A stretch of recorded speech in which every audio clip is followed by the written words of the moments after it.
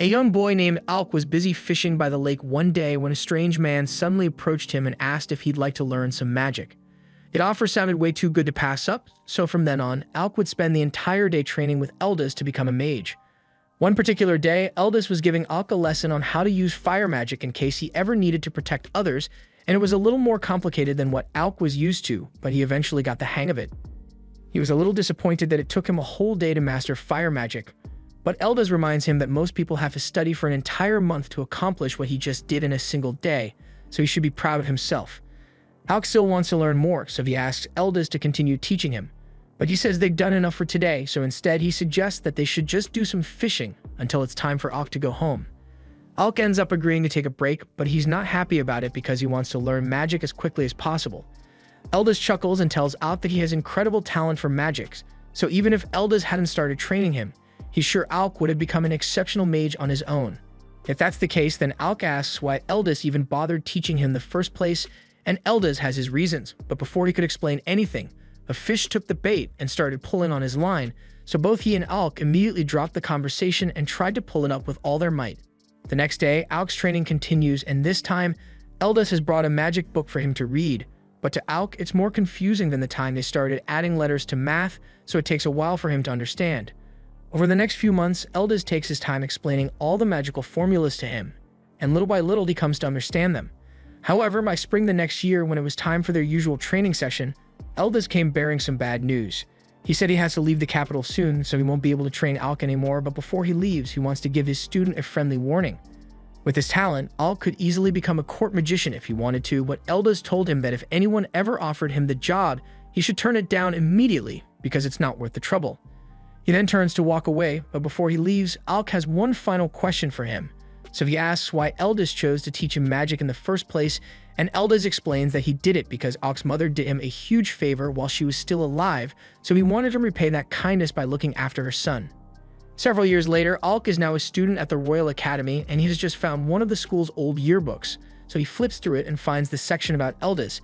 Just as expected, Eldest was the top graduating student at the time, and he became a court magician shortly after, but for some reason he ended up getting banished from the kingdom, which is probably why he was forced to leave Alec back then. In that moment, Alec decides that the best thing he can do is become a court magician to change the opinion of the imperial court so he can repay Eldest's kindness, completely forgetting that that's exactly what Eldest told him not to do, and fast forward a little, we see Alec getting banished just like Eldest was. Alec had joined the hero party consisting of the crown prince, Regulus, a mage named Leni, and a knight named Ix, but while they were in the middle of a mission, Regulus tells him he's fired. Alec doesn't understand why Regulus would suddenly want to get rid of him like this, so he explains that as the crown prince, his job is to be on the front lines with his sword, Leni is meant to push enemies back with her magic, and X blocks enemy attacks for the party. But all Alec ever does is stay in the back and cast support spells like defense or enhancement. Alec tries to argue that there's an important reason he does that, but Regulus cuts him off and says someone who can only use support magic is too pathetic to be a member of the hero party. Keep in mind that Alec never even wanted to join this stupid party in the first place, but after he became a court magician, the prince ordered him to join, and he couldn't refuse a royal command. Leni and Eggs join in and start calling Alec useless, but the prince is the one who's really useless here. He literally made a rule that commoners like Alec aren't allowed to carry weapons, just because he doesn't want anyone else to steal his spotlight. Alec tries explaining to him that he thinks it's important for all party members to be armed and prepared in case of emergencies, but the prince hasn't had an intelligent thought for years at this point, so he will not tolerate a free thinker like Alec. He tells him that he isn't needed anymore, so he should just go home, and Alec is left questioning his life choices because he did not sign up to be insulted by an ungrateful man-child. Up to this point, Alec had put in an insane amount of effort to compensate for Regulus's stupidity, because he would have died a long time ago otherwise, but even after he was fired, he still wanted to help as much as possible. So he wrote out some monster attack patterns and strategies for Regulus to use next time he goes into the dungeon. However, while he was on his way to deliver the letter at the castle, he was suddenly stopped at the gates by the guards. They informed him that he had been stripped of his title as a court mage, so he no longer has permission to enter the castle. Just then, Leni shows up and she's just here to rub Alec's unfortunate situation in his face because she has always hated him. He was praised to no end when he graduated from the Magic Academy and set a new dungeon record, so she's been jealous of him since day one. After she's done mocking him, she turns around to leave, but Alec begs her to at least deliver this letter to the king for him. It was King Furcus who ordered him to join Regulus' party, so for Regulus' sake, it's important that the king reads this letter. However, Lainey couldn't care less about Alc's stupid letter, so she rips it to shreds right in front of him and orders the guards to kick him out. It has been 4 years since Alc graduated and became a court magician, and he tried his absolute best to fix the problems with the imperial court, but in the end, he couldn't change anything. Just then, Alc hears a familiar voice call out his name, so he turns around and finds Yorha, an old friend of his, standing there. She runs over for a hug once she realizes it really is him, and afterwards, they sit down by the canal to talk. Alc explains everything that happened to him since the last time he saw Yorha, and she yells that she can't stand the kingdom of Galdina because the nobles are always so focused on discriminating against the commoners. Alc agrees with her, but he tells her to quiet down because it'd be troublesome if someone were to overhear her rant. She tells him it's fine since no one else is around right now, and regarding Alc's current situation, she feels bad for everything he had to go through, but she's actually glad that he got kicked out of the prince's party, because that means there's nothing stopping him from joining a new party now. And on that note, Yorha asks Alc if he'd be willing to come clear dungeons with her party. Alc asks her if she's really okay with recruiting someone like him, but she knows better than anyone that Alc is a beast when it comes to magic, so there's no one else as qualified as he is. Hearing someone finally acknowledge his strength brings a tear to Alc's eye, so he gets up and tells Yorha that he'd love to join her party. The next morning, the two begin their journey to the city of Faisal, and Alc has flashbacks to what Eldest told him about avoiding the imperial court, and how things would have been so much easier for him if he had just listened to his advice, but it's not like he can change the way things played out now. Meanwhile, back in the capital, Regulus has just been informed that Alc left the capital and calls him a sorry excuse for a mage. He'd only ever forced Alc to join his party because everyone called him a magical prodigy, but he hated having a commoner on the team, so he's glad he got rid of him. Lainey adds that now they can get a replacement who is of pure noble blood, and without an incompetent fool like Alc slowing them down, Regulus will become famous for clearing a dungeon faster than anyone else. A few days later, Alc and Yorha arrive in the city of Faisal, and she begins telling him all about how wonderful this place is because it doesn't discriminate against commoners, and it's the perfect base for an adventuring party. Speaking of which, that reminds Yorha that they still need to get Alc registered as an adventurer, so she leads him to the guild so he can get started. Unfortunately, when they get inside, the receptionist tells Alc that he doesn't qualify. You need a special license to go past level 30 in a dungeon, and you need to be registered with the guild for at least 2 years to qualify for that license, so Alc won't be able to get it for a while. Yorha asks if they can make an exception for him, but the receptionist says she can't change the rules. Yorha can't believe this is happening, even though she sent her friend Keisha to come ask for special permission before they got here. But it turns out that Keisha was incredibly rude to the receptionist, so they won't be getting any favors from her anytime soon. Yorha is really disappointed since her party has already reached the 52nd floor of the dungeon, and they won't be able to make any new progress with Alc until he gets his license in 2 years. She realizes that there's no point in complaining about it now, so she says they should just focus on the places Alc is allowed to go in the meantime. He doesn't need the pass to go into areas above level 30, so there's still plenty of exploring for them to do as a group, and she wants him to enjoy his time here. Later that day, Alc and Yorha head into one of the dungeons and are currently facing a swarm of red hornets. Yorha casts enhancement magic on him so he can take down a few of the hornets, but that barely leaves a dent in their numbers. She doesn't understand why things got so difficult so quickly, since level 2 was never this hard to clear before, but Alc thinks something must have happened to the hornet nest, which is why all of them are in a frenzied state right now. Yorha puts up a defensive shield and charges into the swarm, but Alc warns her to stay back because it'd be much safer to maintain their position and take the hornets out one by one. Yorha yells that he needs to remember what he was like before he became a court magician. Back then, a swarm of hornets like this would have been no match for him, and he now realizes he doesn't have to hold back to avoid bruising the prince's ego anymore, so he is free to use as much magic as he needs. He stops restraining himself and uses attack magic to burn up a few of the hornets, and once he regroups with Yorha, he uses a wide area thunderbolt spell to fry the remaining bugs. However, just when it seemed like the battle was over, a giant earthworm emerges from the ground and grabs Yorha. This thing must have been the reason the hornets were acting so crazy earlier, and it's definitely going to eat Yorha if he doesn't do something soon, so he needs to act quickly. He has a plan in mind, but just to make sure it will work, he asks her if her defense magic is still as strong as it was back when they were in the academy, and in response she asks him if his attack magic is still as strong as she remembers it to be. They both trust each other's capabilities, so Alc begins casting his fire tornado spell, completely engulfing the worm in a torrent of flames. Yorha was caught up in the flames as well, but Alc knows her shields are more than enough to protect her from flames of this intensity, so there's no need for him to worry. Once Yorha is back on the ground, she tells Alec that his magic is still just as amazing as before and she can't wait to meet up with the rest of the team so they can have fun just like old times. Before graduation, Alec was part of a legendary team of students consisting of Ornis the Genius Warrior, Krasia the Genius Archer, Yorha the Genius Support Mage, and Alec the Genius Attack Mage. On the day of graduation, they had just broken the all-time dungeon record by clearing the 68th floor, and as a result, they earned themselves top ranks at the academy. But as they were walking home and discussing their plans for the future, Alec suddenly stopped in his tracks and told his friends that he actually planned to become a court magician. His friends are disappointed to hear that, especially Ornis, since if Alec had joined them, they could have created the strongest adventuring party in existence, but he respects Alec's decision because he knows he must have a good reason. But before they went their separate ways, Yorha made it clear to Alec that she isn't giving up on recruiting him, so the second he becomes available, she will be there to extend an offer. That brings us back to the present, where Yorha is officially welcoming Alec to the party, and to celebrate, she treats him to a hearty dinner. However, she doesn't do so well with alcohol, so after one mug of beer, she becomes belligerent and can barely stay standing. It doesn't take long before she collapses on her seat and falls asleep, so Alec uses magic to cover her with his jacket so she won't catch a cold. Just then, a man suddenly appears behind him and says Alec is awfully considerate for an adventurer. Alec thinks it's just a random drunkard, so he decides to ignore the man and turns away, but this gets on the man's nerves, so he swings his bottle at Alec. The glass shatters on impact, but Alec had used a magic shield to protect himself, and he is about to retaliate, but all of a sudden, the man calls him by his name and tells him he lives up to the rumors. He then slides a dungeon pass onto the table for Alec and tells him he can think of it as an apology for testing him in such a crude manner. Alec was angry before, but now he's just confused because he has no idea who this man is, but all of a sudden, Yorha gets up from a drunken daze and asks Alec what the guildmaster is doing here.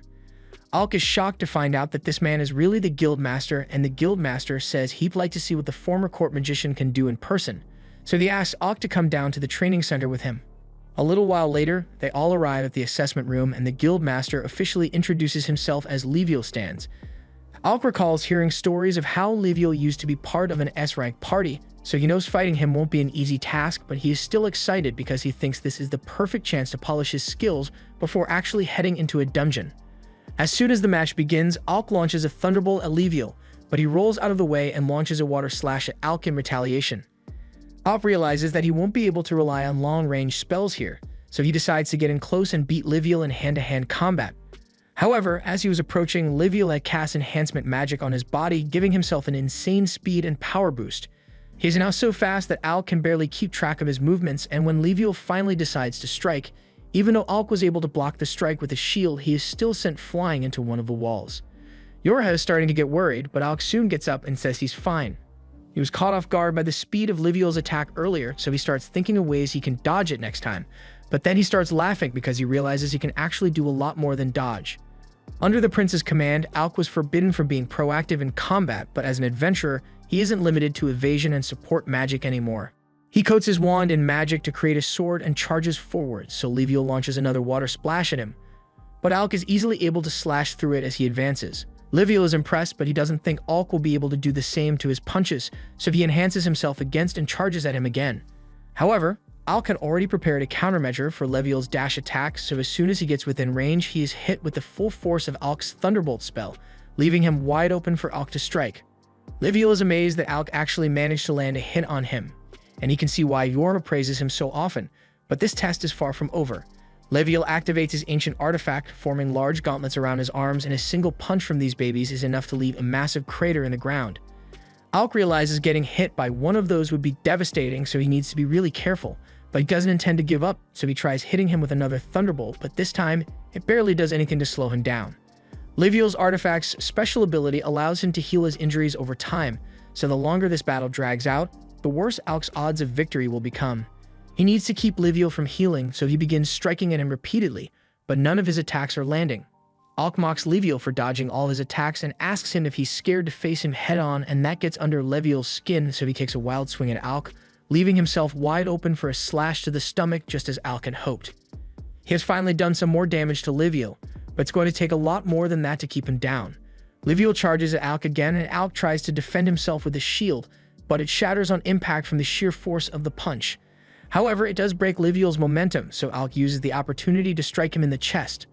Leviel refuses to let himself loose to Alec, so he tries to hammer fist him, creating a massive dust cloud. Yora thinks Liviel is going a little too far for something that's meant to be a test. The hit like that shouldn't have been enough to knock Alec out, but he still manages to sneak up behind Liviel and launch one final strike, and that was the last of the strength he could muster, so his wand snaps and he falls unconscious. Yora rushes to Alc's side to check on him, and Liviel admits he might have taken things a bit too far this time, declaring Alec the true victor of the match. While Yora attends to Alc's injuries, Ornis shows up, having grown tired waiting for him, only to be shocked to discover that Alec had been dueling with Liviel. He tells Liviel that it was pretty lame of him to use his ultimate weapon in a friendly sparring match, but Liviel says he just got a little carried away. He is now sure without a doubt that Alec is qualified to enter the dungeon, so he can have the dungeon pass and whatever else he needs as long as he promises not to sue over this. Even though it didn't go as expected, Ornis congratulates Alec on passing this unfair test, but he's still out cold, so they take him back inside and set him down on a couch to rest. By now, they've all heard the story of the injustice Alec had to endure as a court mage, and it's honestly amazing that he managed to last there so long. The castle is full of elitist idiots who can't stand the sight of commoners, so Alec must have had to work incredibly hard to maintain his position. Just then, the receptionist barges in looking for the guildmaster and tells him that there's bad news, so Liviel tells the others he has some business to handle and leaves them in his office to look after Alec. But he demands that they absolutely do not touch his alcohol collection. As soon as Liviel is gone, Ornis immediately heads over to his alcohol collection and grabs the most expensive-looking bottle just to piss Liviel off later. He then asks Yorhan to fill him in on the exact details of Alec's time as a court mage, since he has only heard vague stories up till now. And oh boy, there's a lot to talk about. Alec was tasked with protecting the prince, but he was also forbidden from carrying a sword or using any magic that would make him look stronger than the prince. On top of that, he was also forced to carry their luggage and manage the party's items. And worst of all, after forcing Alec to use nothing but support magic, the prince called him useless for using only support magic. Ornis is a little confused by that last part because he thought Alec's specialty was attack magic, so Yorn explains that Alec went out of his way to learn support magic to appease the prince, even though he wasn't suited for it. After learning of everything that the prince put Alec through, Ornis is enraged beyond belief, and as soon as Alec wakes up, he suggests they should put the dungeon raid on hold and head over to the kingdom to beat up that damn prince who made Alec suffer so much. Alec tells Ornis to calm down because while he is upset about the way he was treated, he isn't angry enough to go maim the prince. However, Ornis is more than willing to do it on Alec's behalf if he wants. Alec puts his arm on Ornis' shoulder and tells him that he really doesn't have to worry about it, because as long as he gets to go on adventures with his friends, he doesn't care about anything else. Besides, he's sure karma's going to hit the prince hard now that no one's there to clean up his messes anymore.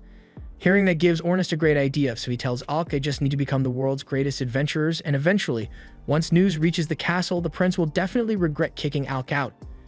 And when he starts begging for Alec to come back, he will have the opportunity to look him right in the eyes and reject him with as many insults as he feels like. Alec admits that he likes the sound of that, so he fist bumps Ornis, promising that they'll become the strongest party together.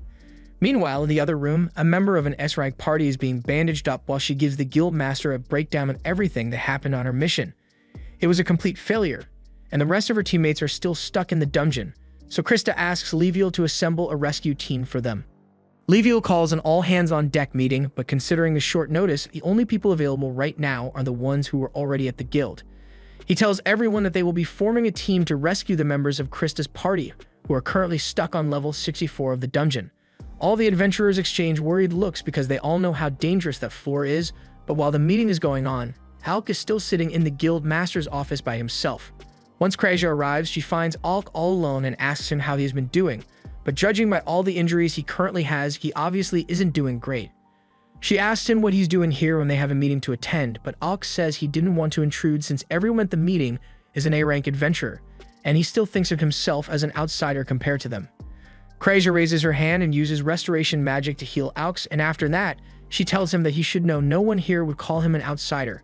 While Alec was a court magician, he had subconsciously developed the trait of never standing out or speaking up because he risked offending the pretentious nobles. And even though he knows things are different here, it's not easy to break 4 years' worth of habits overnight. Kreja can tell that Alec is having a rough time, so she pats him on the head and says she's always here if he needs help, and that makes him feel a lot better. A few moments later, Ornis and Yora return, and Ornis tells Alec that they just got the perfect excuse to head into the dungeon. He explains the details to Alec and tells him that the place they'll be heading is called the Tank Killer. It was given that nickname because while inside, all forms of healing magic are completely useless, so you can only rely on potions for recovery. Alec is surprised that Krasia is okay with this mission since healing magic is one of her specialties, but she actually does hate the idea of going there. She just got forced into accepting it because Ornis kept insisting that it'd be a good starter mission for the team. Alec is a little worried that he may not be strong enough to be of any help, but Yora tells him he is the backbone of the operation. Their entire operation will be relying on Alec's magic, so they literally wouldn't be able to do it without him. The goal is to reach the party stuck on floor 64, and if they had to go down the normal way, they would never make it in time, but fortunately, they have this. The Guildmaster gave them a dungeon core, an item that allows you to skip boss battles up until the floor it was found on. This is the one that Krista brought back with her, so they should be able to use it to clear a path to the 64th floor fairly easily, but they do still need to be careful. The floor boss for level 64 is said to be an undead monster, so they will be relying on Alec's attack magic to take it out. To that end, they all tell Alec to conserve his energy as much as possible until they face off against the undead boss, but he asks if it's really okay for him to sit out most of the fighting, and Ornis tells him that this is the best way to do it since they can't risk Alec running out of energy during the big fight. The group teleports down to the 64th floor, and as soon as they arrive, they are confronted by a group of skeletons, so Ornis rushes ahead and begins taking them out with his spear. Yora tells Ornis to wait up because she needs to be nearby to cast defense magic on him, but with how things are going, he probably doesn't need it. Alec and Krasia slowly walk through the dungeon, and he mentions how surprised he was to find out that Ornis owns an artifact just like Levio. Krasia explains that it's pretty much just a spear with sharpness and unbreaking 3 enchanted on it, but that's all someone like Ornis really needs. It's starting to get boring down here since Ornis is handling everything on his own, so Alec asks him if he needs a little help, but Ornis shuts him down and says he's got to take care of all the fodder on his own. Alec and Krasia keep walking, but all of a sudden he senses something trying to creep up on him, so Alec instinctively turns around and fires a lightning bolt at it. The others stop what they were doing and ask Alec what's wrong, so he explains that he felt like there was something behind him just now, and Ornis trusts his judgment. So he asks Alec if he can figure out what and where the thing is. Alec still can't see whatever it is, but his senses are saying it's right in front of him, so he creates a mana sword and strikes. His sword connects with its body, revealing the creature to be a Grim Reaper, and Ornis cheers for Alec because it looks like his senses are still as sharp as ever. The way Ornis said that makes Alec think he must have known about the Grim Reaper ahead of time, but in Ornis' defense, while he did know there were invisible monsters on this level, he didn't know how to deal with them, so he thought it would be a good idea to let Alec figure it out on his own to boost his confidence a little. Recognition and trust are 2 things that Alec never received while he worked as a court mage, so it makes him happy to know that his teammates have so much faith in him. But as he takes out the Grim Reaper, he yells that it still doesn't make what Ornis did right. Krasia and Yora also knew about the invisible enemies and didn't tell Alec about it, and they apologized for it, but it was all Ornis' idea in the first place, so Krasia tells Alec to take his anger out on him instead. Alec tells Ornis that they are going to have a long talk about this once they get home, but first, they need to complete their mission, so the party presses deeper into the dungeon. Further down the line, they end up running into a horde of skeletons that's even bigger than before, and Ornis gets excited because this is bound to be a decent challenge. Yora reminds him that they are here on rescue mission, so there's no need to overdo it, but there's nothing Ornis loves more than a good fight. He tells everyone to stand back so he can handle this by himself, but Alec refuses to let him go ahead on his own again, so he joins in on the fight while Yora casts enhancement magic on them. However, while they are both easily able to take out the skeletons they are facing, they forgot that Yora sucks at fighting and left her completely defenseless. Luckily, Krasia was there to save her, but Alec doesn't want to take another risk like that, so he tells everyone to get behind him so he can finish this. They'd all do as he says, and Alec begins casting a wide area thunderbolt spell. Now that the coast is cleared, they can continue progressing through the dungeon, but before they move on, Ornis has a question for Alec. Sure, it has worked out well so far, but he is starting to wonder why Alec keeps spamming the lightning bolt spell so much. Back when they were in school together, Alec used to use all kinds of cool spells to fight, so he wants to know what brought on the change. Alec thinks back to all the times the prince recklessly charged into the dungeon without thinking, leaving Alec to clean up his messes, and at some point, Alec must have defaulted to using lightning bolt since it had the quickest activation time. Just then, they all hear a terrifying sound coming from deeper in the dungeon, and Yora is certain that it must be the floor boss. They need to get over there as soon as possible, so they all agree to let Ornis run ahead since he is the fastest among them all. Yora casts a speed boost on everyone here, and Ornis takes off running, so the rest follow from behind. No matter how many times Alec sees it, he's always impressed by just how fast Ornis really is, especially with Yora's magic boosting him. After a little while, they eventually catch up to Ornis, but to their surprise, he's just sitting on the edge of a cliff, watching something below. Alec looks down and sees a guy being chased by the floor boss, and he is begging Ornus to save him, but Ornus doesn't seem particularly interested in helping. Alec asks what's going on here, so Ornus explains that that guy is just really annoying. His name is Loki, and he is the support mage for the party that came here to rescue, but while most of the members of Rachroma are decent people, Loki has a shitty personality, so no one likes him. Loki yells at Ornus and tells him that if he dies here, he will make sure to haunt Ornus' dreams for the rest of his life, but Ornus seems like he'd be fine with that. All of a sudden, Loki trips and falls to the ground, so Alec says they should help since the monster is about to eat him. However, the others tell him that Loki isn't actually in any real danger since this is just how he usually fights. Just then, the monster steps on a magic circle embedded in the ground, and Loki gets a huge grin across his face. In the next moment, a pillar of fire shoots through the monster's abdomen, and Alec realizes that Loki must have set traps for the monster to fall into. The others confirm this, and as much as they don't like the guy, they can't deny the fact that he is a brilliant strategist on the battlefield. The monster continues stepping on more and more of Loki's traps, and Loki begins laughing at it for being so gullible, but he ends up running out of traps before the monster dies, so he is completely defenseless, and the monster is about to blast him to smithereens. However, just before Loki could be hit, Alec and the others finally step in to save his ass, so Ornus drags him to safety while the rest stall the monster. The monster tries striking at Alec. Ygret creates a shield to protect him, and immediately after that, the monster turns and starts heading straight for Ornus and Loki. It is specifically after Loki since it wants revenge for all the traps Loki set up, and Ornus isn't going to be able to outrun it on this terrain, so he turns around and runs underneath the monster before chucking Loki over to Krasia, so she can handle him instead. Ygret asks Krasia to take Loki to the high ground so he will be safe, and in the meantime, now that Ornus doesn't have his hands full anymore, he is free to fight at full strength. He asks Ygret to give him all the support magic she can manage, so she goes all out and casts every enhancement spell she knows. Ornus charges straight for the monster, and after dodging its initial strike, he jumps into the air and stabs it just below the eye. Unfortunately, that didn't do enough damage to stun it, so Ornus gets knocked off and is sent crashing to the ground. Ygret runs over to check on him, and just as the monster is about to stomp on Ornus, she puts up a shield to protect him. However, her shield won't be able to hold out much longer under this weight, so she asks Alec to hurry up with his spell. From the cliff top, Loki looks down at the battle, and before, he was too scared to notice, but now that he is paying attention, he's surprised to see that Alec is actually back. Loki has heard a ton of great rumors about him, so he is excited to see what the legendary genius can do, and just as he says this, Alec begins forming several magic circles simultaneously. Loki is amazed since casting 3 to 5 spells at once already puts you in genius territory, but Alec over here just created 20 without breaking a sweat. The monster realizes Alec is charging up a finishing move, so it charges at him in an attempt to stop it, but Ornus doesn't let that happen. And once Alec is done, he unleashes a relentless torrent of thunderbolt spells to weaken the monster before finishing it off with a concentrated blast. But unfortunately, the monster managed to jump out of the way in time to avoid the final blast, so Alec warns everyone to brace themselves for its counterattack. Ornus calls out to Krasia and asks her to provide cover fire, so she aims her bow at the monster and hits it with arrow rain to slow it down. This buys enough time for Ygret to use binding magic to hold the monster in place, and Ornus takes advantage of the opportunity to launch his spear right through its head. The monster somehow managed to survive, so it tries launching one final attack at Alec, but that was the mistake it could have made because Alec has the perfect spell for a situation like this.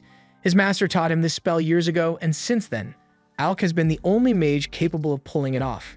Reflection magic. The monster's blast is redirected at full force, creating a massive explosion, and after it has been burnt to a crisp, Ornus jumps in to deliver the final blow, splitting the monster's head in two.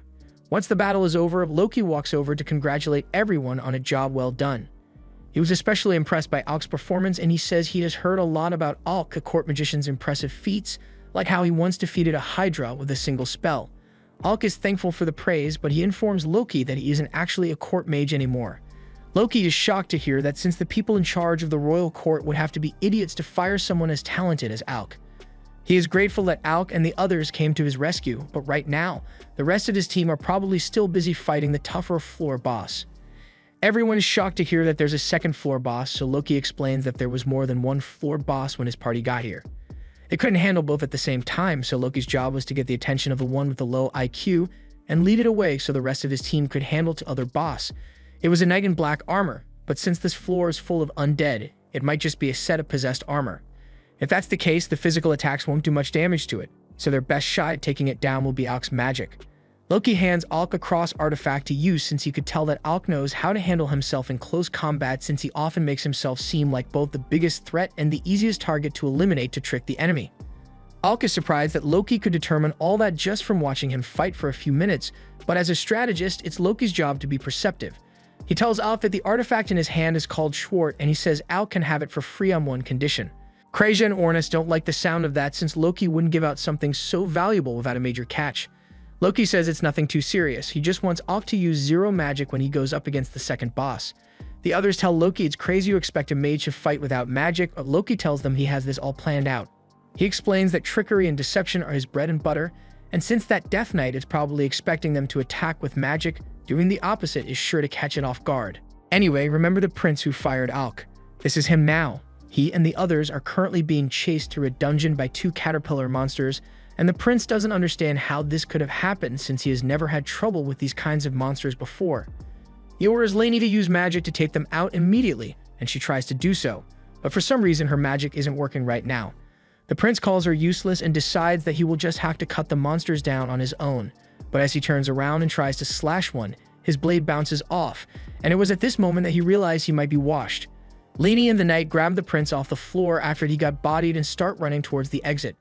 All the while, the prince tries to figure out what could have gone wrong. His swings used to be so much more powerful, and now that he thinks about it, he realizes that his drop in strength happened right around the time that he kicked Alc out of the team. However, instead of accepting that Alc was actually contributing to the team, the prince comes to the conclusion that Alc must have placed a curse on him to get revenge. After escaping the dungeon, the prince goes to see one of the royal magicians, Vogan Fornius, to check if there has been a curse placed on him, and after a brief magical scan, Vogan tells him there's no curse. The prince can't believe it because there's no way he would have struggled with clearing the 30th floor if Alc hadn't cursed him. But Vogan knows there's an anti-magic field down on the 30th floor, so he tells the prince that he probably just felt weaker because his support magic wasn't working. The prince scoffs and says all support magic is useless trash that cowards like Alc rely on, and Vogan is doing his best to stay composed in the face of the utter nonsense that the prince is spewing. However, he does find it strange that Alc didn't warn the prince about the anti-magic field down there ahead of time, since he is the legendary student who made it all the way down to the 68th floor. The prince laughs and tells Vogan that there's no way an idiot like Alc actually accomplished something like that, so it's probably just a rumor that the commoners spread amongst themselves. Vogan doesn't even bother trying to correct the prince since there's no cure for arrogant stupidity, but all of a sudden a guard enters the room to inform the prince that the king wants to speak to him regarding the situation with Alc. The prince smiles because he thinks his father will be on his side, but as soon as he arrives, the king begins telling him a story about Eldis. He explains that Eldis was a court magician whom he had banished years ago, and he was an incredible fool. Eldis was a noble who had the nerve to stand before him, the king of Galdana, and tell him that unless he changes the way commoners and court magicians are treated, a great tragedy will befall the nation in the near future. The prince speaks up and says Eldis deserved to be banished because no nobleman should speak the king in such a manner, but that wasn't the reason the king called him a fool. After Eldis was banished, he was stripped of his noble title and decided to attend the Magic Academy, silencing his critics with his exceptional skills and graduating valedictorian. However, even though he could have chosen to do anything with his fame and power, he foolishly chose to return to the castle and work as a court magician. During his time as a court magician, he continued to tell the king that the commoners are not worthless, and he needed to change the way he treats them until he ended up disappearing a year later. The king hadn't given Eldis' words much thought at the time, but lately he has started to wonder whether Eldis might have been right, which is why he ordered the prince to explore the dungeon. He wanted to see if nobles are truly inherently better than commoners, but considering the prince's condition, it looks like he was wrong. He says it might be time to change their policy of discrimination against commoners, so from now on he plans to hire those with talent, regardless of their background. The prince is stunned and tells his father that it would be a disgrace to their family name if they accepted commoners as equals, and the king acknowledges that he was the one who raised the prince to believe that, but things need to change. The prince tries to argue that consorting with commoners like Alc will only lead to misfortune, and he uses his current condition as proof of that. But all of a sudden, a guard comes over and presents Regulus with what's left of the book Alc wrote. The king explains that before he left, Alc created a comprehensive guide on how to clear the 30th floor of the dungeon for Regulus, but it was torn up by Lainey before he ever got to see it. The prince can't believe what he's hearing, so he tells his father he doesn't feel well and excuses himself. As Regulus leaves, the king speaks to Vogan and tells him that while it may be difficult, he would appreciate it if he would help Regulus as much as possible, and Vogan promises to do his best. Meanwhile, Regulus is having a mental breakdown because if Alec really was knowledgeable and talented this entire time, then that means he was the problem all along and he can't accept that. Meanwhile, on Alec's end, he is currently asking Loki to explain why he doesn't want him to use magic against the boss. He understands that artifacts are powerful. The boss is meant to be immune to physical attacks, so he doesn't think he will be able to take it down with just the sword. However, Loki says he never expected Alec to defeat it with the sword. He just wants him to pretend to be a melee fighter so the boss won't expect him to use magic. The others understand the plan, but Krasia doesn't get why they need to go through the effort of tricking the monster, so Loki informs her that this boss is just as intelligent as they are. Alec finds that hard to believe, and Loki understands why he'd be skeptical, but all he is asking is for Alec to stick to using his sword at least until Loki gives the signal. He agrees to go along with Loki's plan, and on that note, Loki tells Krasia there's something he needs her help with. It would take too long to get to his friends on foot, so he wants to use teleportation magic, but he doesn't have enough mana to cast it on his own right now, so he needs Krasia's help. The others all freak out at the mention of teleportation magic, since it is meant to be a well-guarded national secret, and simply knowing about it could get them in trouble, but there's no other choice here, so they decide to just pin all the blame on Loki if something goes wrong. While Loki is drawing the circle and showing Krasia how the teleportation works, Alec talks to Yora and asks her if Loki is someone he can trust. Yora tells him that personally she doesn't like Loki's personality, but in a serious situation, you can absolutely rely on him to get the job done. For example, she informs Alec that 2 years ago, Loki coordinated a large-scale raid on a high-difficulty dungeon, and thanks to his planning, the mission succeeded without a single casualty. Since that's the case, Alec decides to put full faith in Loki's plan, and once the teleportation circle is ready, they all step inside. Yora is amazed because this is her first time seeing real teleportation magic in action, but he tells her this is just a simplified version that will send them to a location of his choosing. On that note, he warns everyone that he will be teleporting them right in front of the boss, so they should be ready to fight as soon as they land. Loki then activates the teleportation circle, and in an instant they all vanish from the spot and land right in front of the other members of Loki's party fighting against the Dark Knight. The two have been doing their best to hold it off until now, but they haven't been able to do much damage and they are running out of stamina, but fortunately, Ornus jumps in to give them a chance to retreat. He clashes with the Knight, and while the Knight was focusing on Ornus, Alec attempts to sneak up on it from behind for a sneak attack, but it reacts instantly and jumps into the air to evade the strike. It then charges at both of them, and in the meantime, Loki and Krasia come up to help get Raywell and Marbel to safety. The armor of the Knight is insanely tough, and from the looks of it, there's no one inside, but that makes no difference to Ornus. He runs forward to strike at the Knight, and the Knight attempts to jump over him, but Ornus had already planned for that, so he pins its cape to the ground, giving Alec the perfect opportunity to slice the Knight's head off. As the metal helmet crashes to the ground, Alec wonders if that was really enough to defeat the monster, but things are never that easy in situations like this. The Knight suddenly begins to move again with dozens of freaky tendrils popping out of its neck, and it's clear that this must be an undead headless horseman, and they must mean that the monster they killed earlier was its steed. Alec got lost in thought for a second there, and by the time he regained focus, he found the Dullahan in the air above him preparing to strike.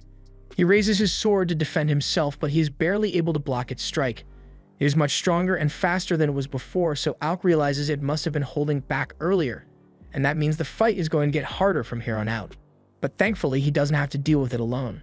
While Alec was facing off against the Knight, Yora was spamming buffs on Ornus, and once he's ready, he lunges forward and strikes the Knight at full force, giving Alec a chance to knock it back. Alec can't believe how durable that thing's armor is, and if this sword weren't an artifact, it would have long since shattered to pieces from the force of the Knight's blows. Not to mention the fact that since the Knight is undead, no matter how many times they hit it, it will always regenerate and get back up.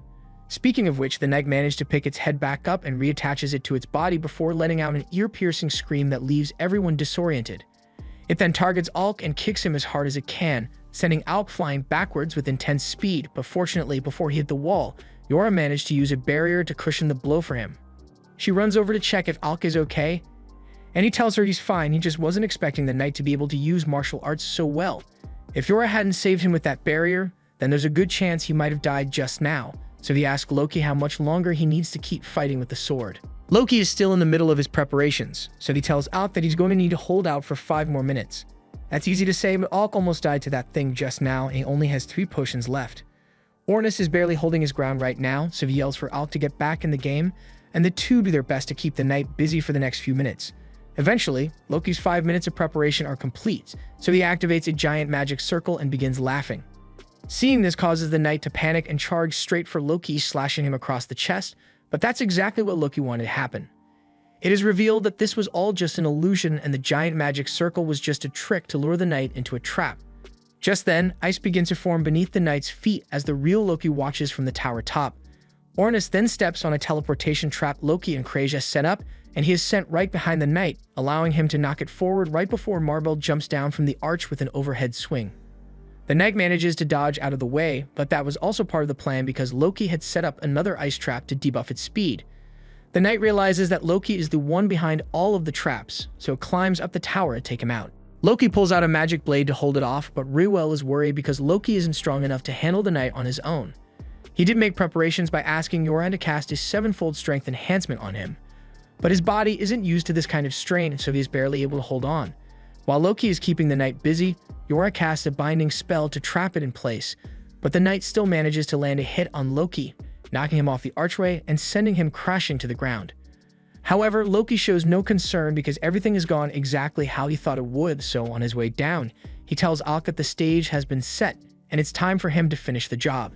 Alec begins casting a large array of magic circles all around the knight, and Loki is impressed because this is even more than what he used against the other boss. However, after all the fighting Alec has already done, his body is starting to give out under the stress required to maintain such complex magic. He does his best to stay strong and gets back to his feet so he can cast the Thunderbolt acceleration spell, but while it does do a lot of damage, the knight is still able to move and it is starting to break free from the binding magic Yora used on it. She does her best to keep it under control, but at this rate, the knight is going to escape any minute, so she tells Alec to hurry up and finish it already. However, that's a lot easier said than done because Alec's body is on the verge of quitting on him. This is the second time today that he has had to use such a powerful spell, and the sudden drain of mana would have left anyone else in critical condition. Alec is no exception, but he has a lot to fight for now, so regardless of how much it hurts, he pushes through and completes the casting process for one of his ultimates. A lightning dragon is formed, and as soon as Alec releases it, it flies straight towards the knight, vaporizing it on contact and putting an end to the battle. Now that there's no more danger, Alec collapses to the floor from exhaustion, and he jokes to himself that having reliable teammates makes a huge difference when you're facing danger. Yora comes over and tells him it's more like they were relying on him this entire time since they couldn't have taken that thing down without him, and Ornis is just glad that Alec is back to his usual powerhouse self. On another note, he reminds Alec of the bet they made earlier, and Alec recalls that before the fight began, Ornis said that the first person to pass out would have to do a dare, and Alec technically passed out a moment ago, so he's on the hook. Though since it was after the fight was over, Ornis decides to be lenient with the dare and tells Alec that from now on, he's not allowed to keep secrets from them if something is bothering him. Whether it be Ornis, Yorha, or Krasia, he wants Alec to talk to at least one of them when he has a problem so they can help him out. Rywell comes over to thank Alec and the others for their help. Marbell also wants to thank him, but she's a lot more hands-on and gives him a kiss on the cheek, much to Yora's horror. Marbell asks Alec if he'd like to raid dungeons with her sometimes, but Yora interjects and asserts that Alec is their party's magician, so she can't have him. The Rec Chroma party owes Alec a lot, so as the leader, Rewell offers to write a recommendation for him.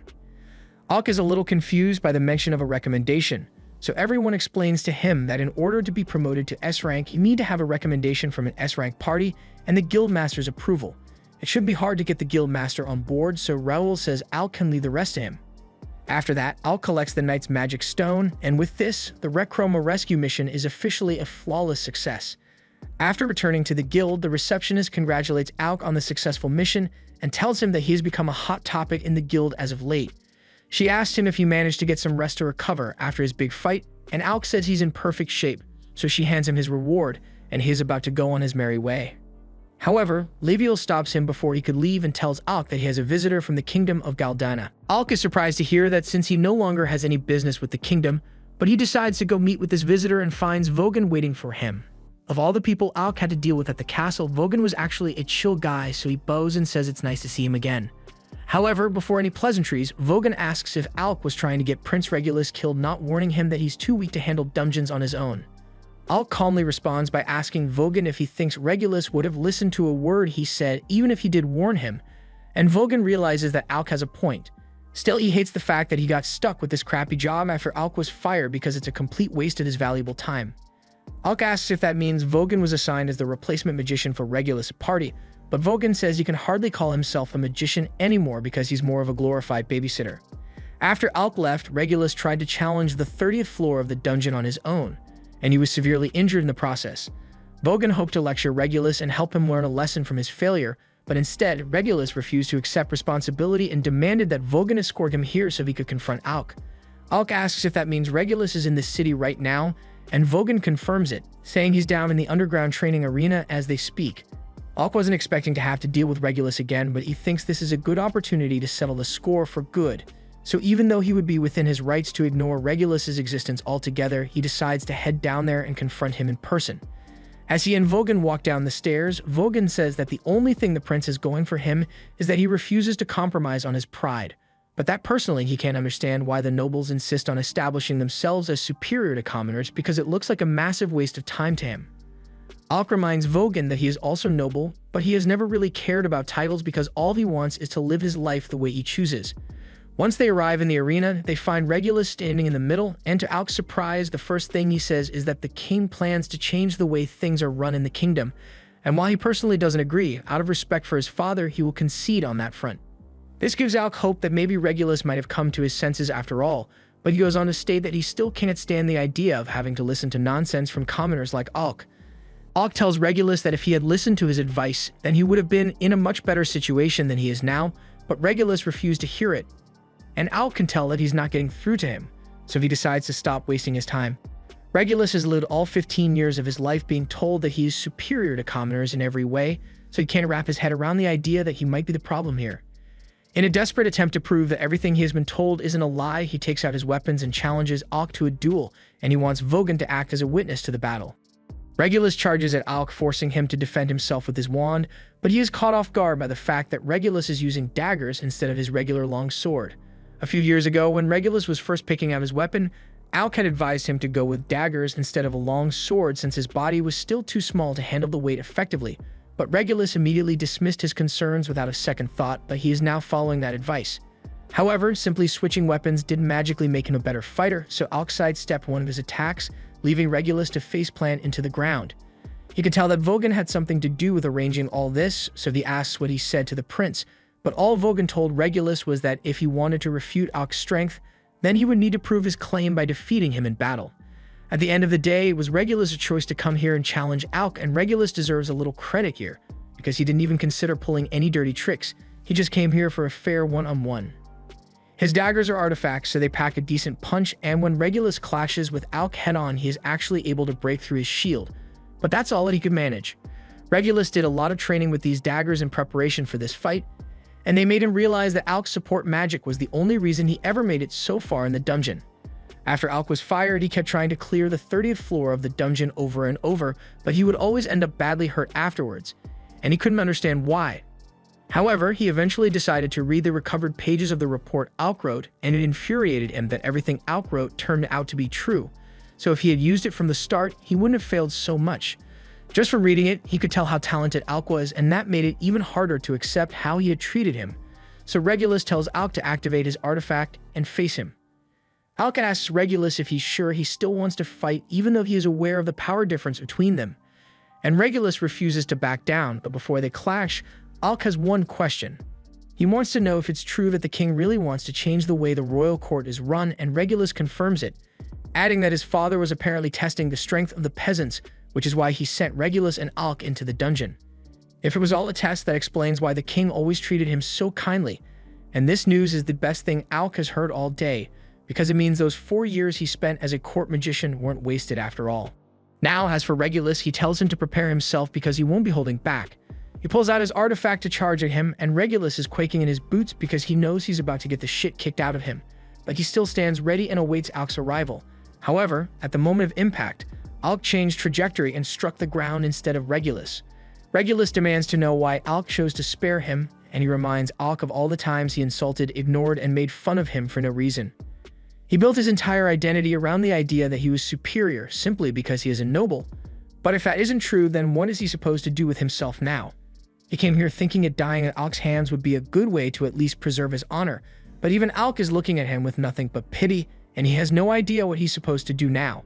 Alc usually doesn't like laughing at the misery of others, but he finds it funny how things turned out. He came here ready to fight Regulus, and he was sure Regulus would be yelling curses at him. but ended up asking for life advice instead, and the absurdity of the situation made Alec realize how silly this all is, so he isn't mad anymore.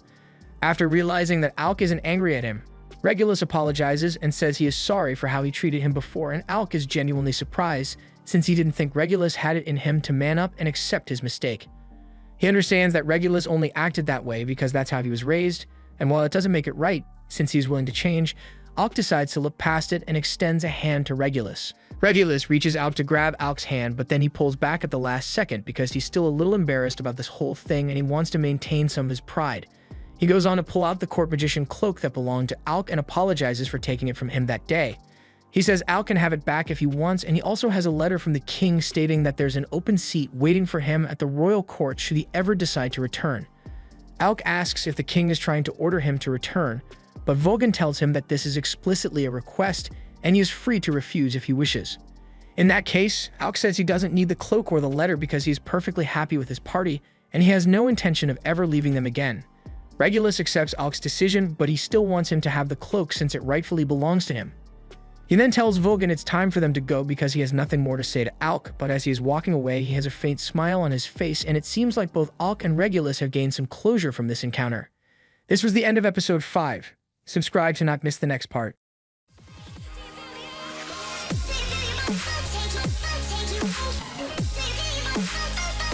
Take it,